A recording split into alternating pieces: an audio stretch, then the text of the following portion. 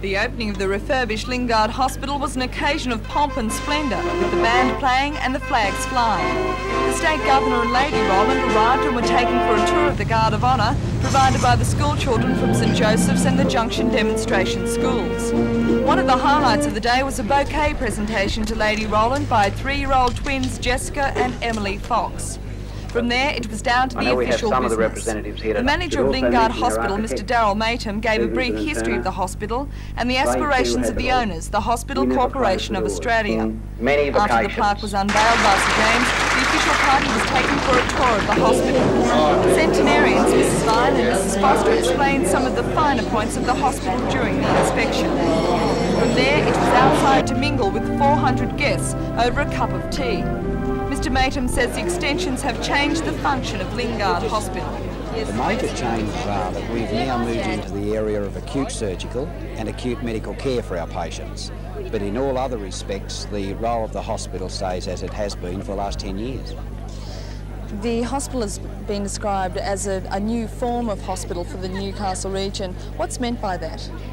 What we've endeavoured to do is try to improve the standard of quality care for patients. This has been a concept that's been developed over about the last 4 years. This means, for example, that doctors using the hospital, they apply for privileges. The doctors set their own rules of action, administration, and generally it's an upgrading. We've also had to go into the areas of nursing, dietary, many other areas of hospital administration and services.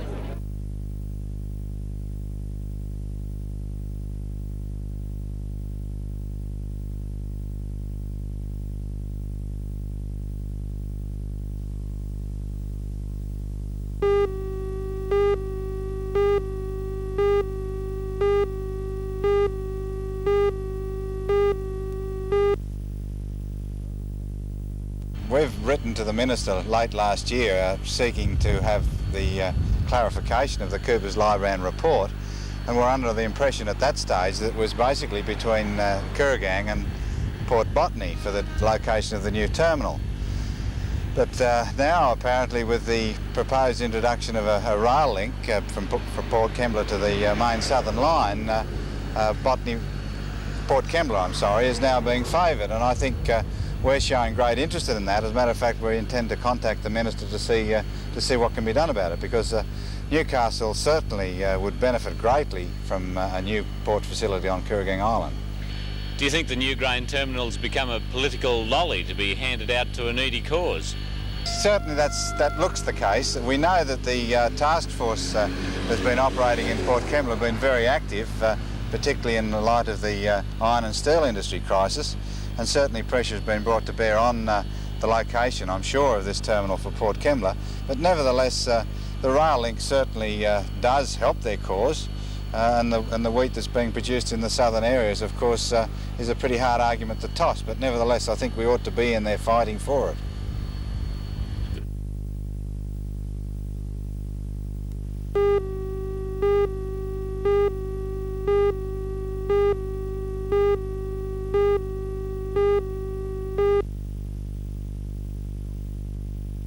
Dr Espester is currently touring New South Wales to gain support for the group A Call for Australia. She says the group is concerned about the decaying moral values in the community. We are a group of concerned Christian people.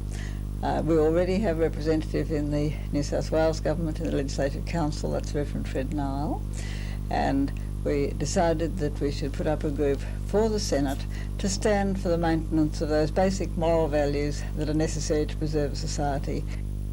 Which party will you be giving your preferences to? Well, being non-party political, we will have 2 how-to-vote cards. The first one will say, if you're Labor, put our first C, you put us in the first 6, and then proceed with your Labor Party vote, and that will be on it, showing them exactly how to vote Labor. If you're Liberal, please give us the first 6 and then proceed to vote for the Liberal Party and follow the numbers on the card we give you. So it'll be absolutely clear there will be how to vote Labor and how to vote Liberal and still support us.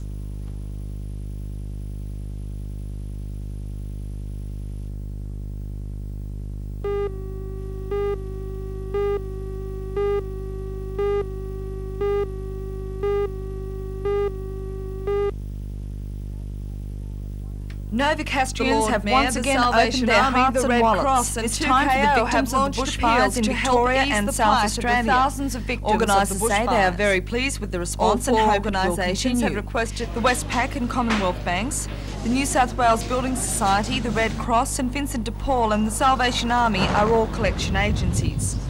But unfortunately, not all the news about the bushfire appeals is good. Reports have come in from all over Newcastle about bogus collectors, and officials have asked that all money be taken to authorised agencies like this one.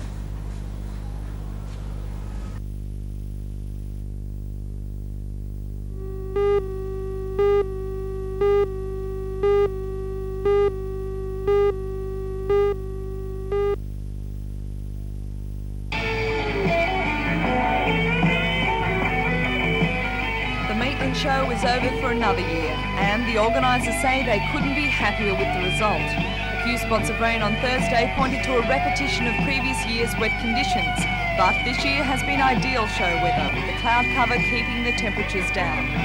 President of the Show Society, Mr Ron Dalton, says the ring events went off without a hitch during the 4-day show.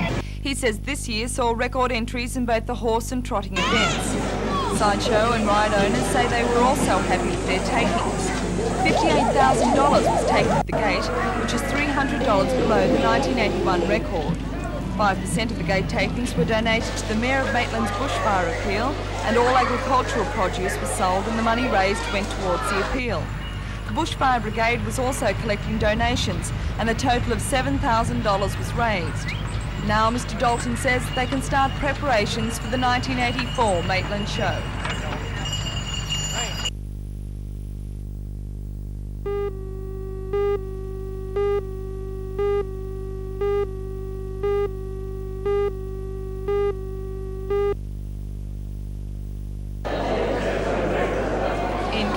Never seen it before, this is bocce, the Italian answer to lawn bowls. There are a few differences. The bocce bowl is made of brass and has no bias. It can be bowled or tossed, depending on how desperate you are to win the game. It's played on clay courts, and a clock-like device is used to monitor the score. Officials say the game's popularity is growing, so it was decided to cover these courts at the Missouri Club in Highfields to ensure that bocce can be played in all weathers. The $50,000 courts were opened by the Mayor of Lake Macquarie, Alderman Jeff Pasterfield, last night. The distinct pleasure that I have.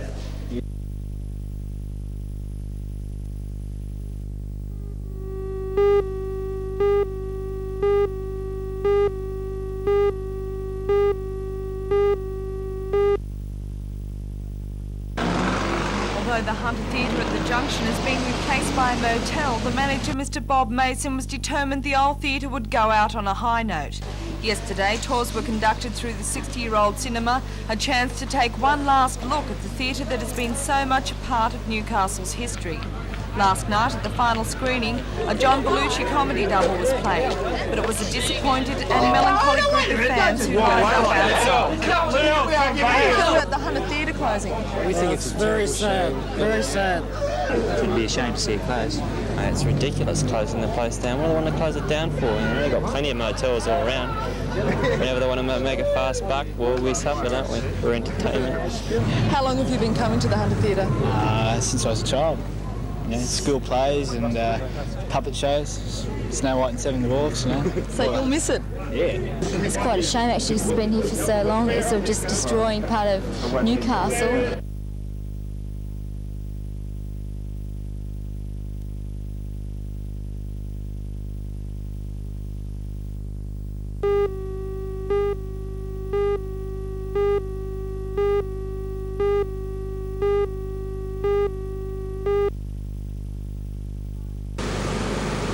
Fire started in the rear section of Alan Wyndham's Performance Motorcycle Accessory Shop in Maitland Road, Mayfield at about 10:15 last night and quickly spread through the common roof to the neighbouring shops.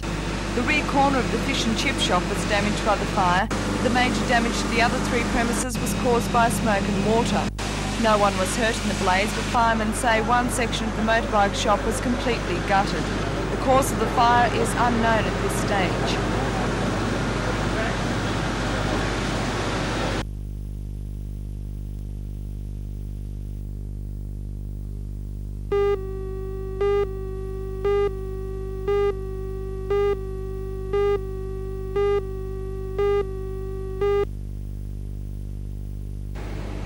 Professor Bloom completed a study of the stainless steel cladding on the new Med 1 building in December.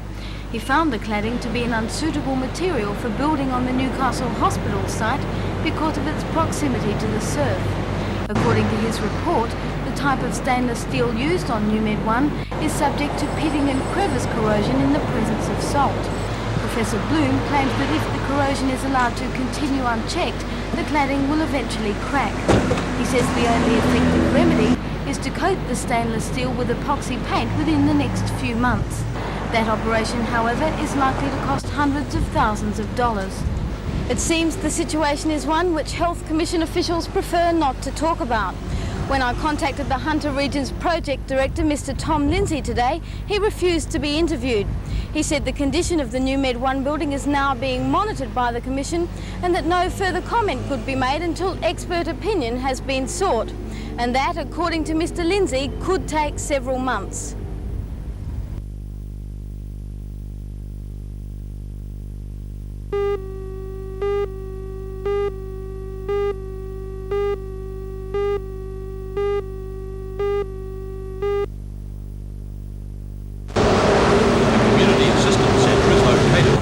Highway at Charlestown in premises previously a service station. Established by the local Baptist church, its aims are to assist people over 25 years old affected by unemployment.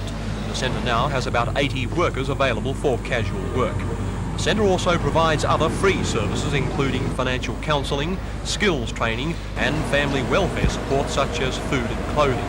Spokesman for the Community Assistance Centre, Baptist Church pastor David Jones, explains further the operations of the centre.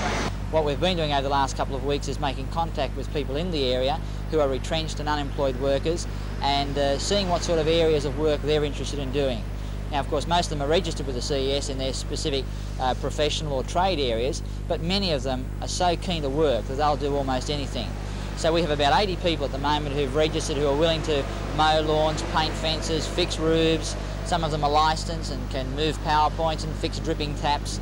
What we'd like to do now is make contact with the community and make them aware that we have these people and see what sorts of work in the community exist that maybe we can tap into and bring these two groups together.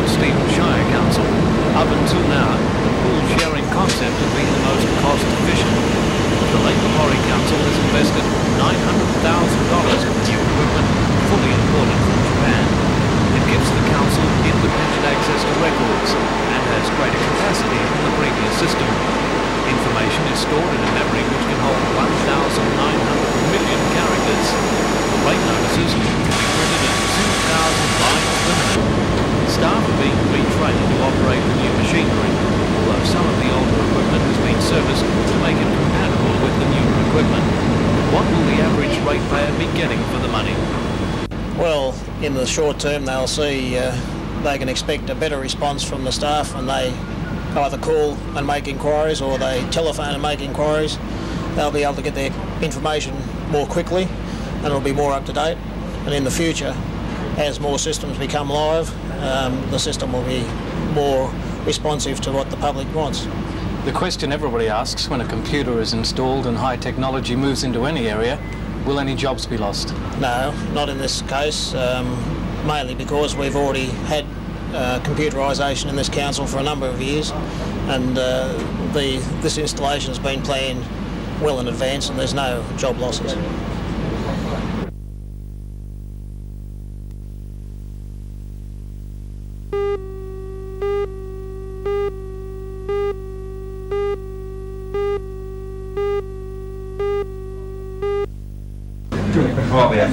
The occasion was the presentation of the £250,000 Kazakh ribbon control receiver manufactured in Australia by Zellweger Uster to the County Council. Alderman Alan Henderson, Chairman of the Shropshire County Council, to mark the occasion. was Thank you very much. by the Managing Director of Zellweger Uster, Mr. F.J. Backer. All right. The receiver is an electronic switching device that is used to turn street lights and off-peak hospital systems on and off. The 250,000th unit was presented to the County Council in recognition of the more than 60,000 receivers they've installed since 1957.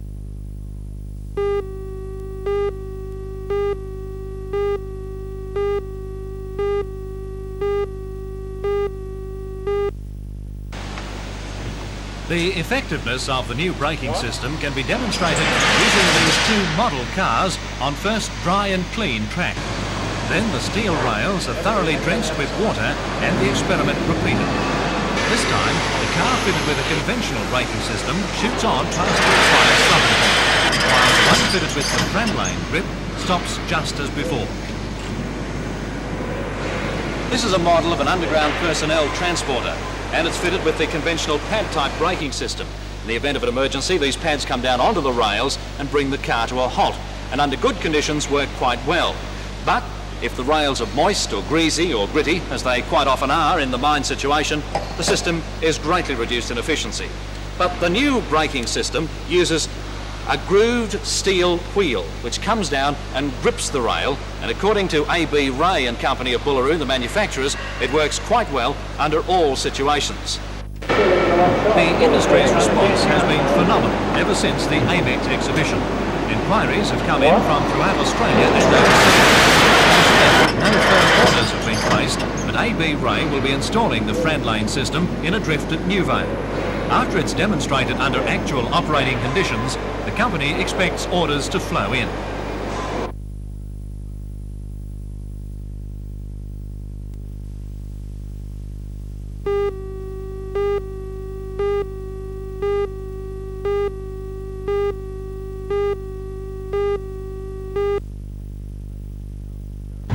Late yesterday, the Newcastle Showground was the scene of the usual day-before hectic preparations. The traditional showies who man the rows of try your luck knock-em-downs and take a ride through gang roundabouts were no exception. The pavilions were also a scene of multi-post and various scaffolding, shaping up to become the instant commercial showroom. And the stables, taking on the role of a horse's barber shop, were preparing these trotters for race time at the show. Today, the show secretary's office will be among the business. Organisers coordinate and keeping tabs on the wide range of displays and activities. Day one of any show is the day they have been working for.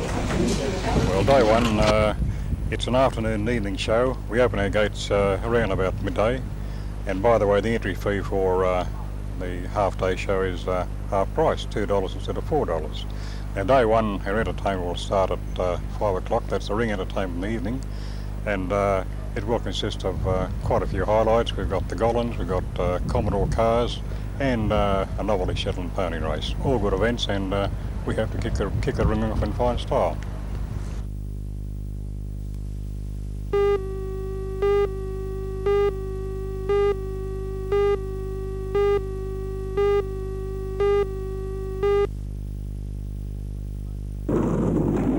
At Lake Placid in New York State, a world record has been smashed in the two-man bobsled championships. The Swiss team of Ralph Pilcher and Ulf Theothold broke the record of a minute mile to win the world championships.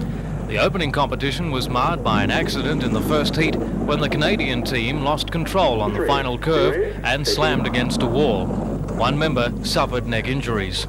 To a winter sport with a difference, something not normally seen in Australia, speed skating on ice. The World Champion Speed Skating event for ladies has been won in the Karl Marx Stadium in East Berlin by Andrea Schörner with an unbeatable time of 7 minutes and 54 seconds. Eastern European countries dominated competition in this exciting sport.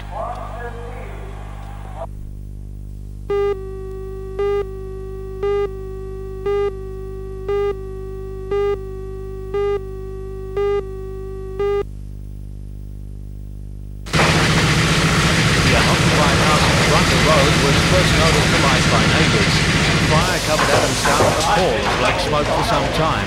The rear of the house and a side entrance were badly damaged by the fire. Eyewitnesses say it spread quickly. Police say the house was due for demolition and that the power was not connected. No one was hurt in the fire.